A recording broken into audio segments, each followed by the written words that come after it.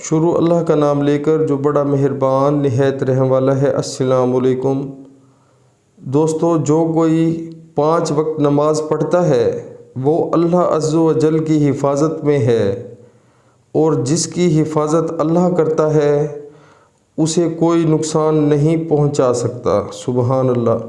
تو پیارے مسلمانوں، ہمیں بھی چاہیے کہ ہم 5 وقت نماز باجماعت ادا کریں اور اللہ کی خاص جو ہے وہ حفاظت میں آ جائیں، کیونکہ اللہ تعالیٰ جس کی حفاظت کرتا ہے اس کو دنیا کی کوئی طاقت بھی نقصان نہیں پہنچا سکتی۔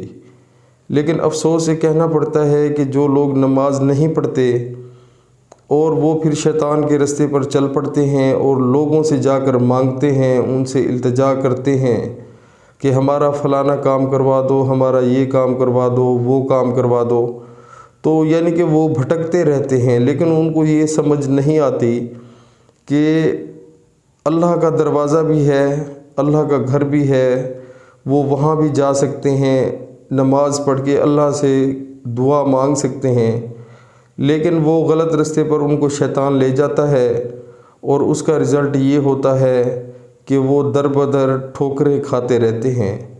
تو خدا را اس چیز کا خیال کریں۔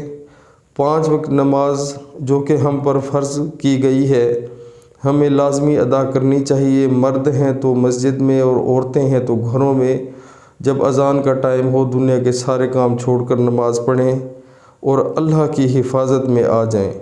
سبحان اللہ۔ عمل کریں، انشاءاللہ بہت فائدہ ہوگا۔ السلام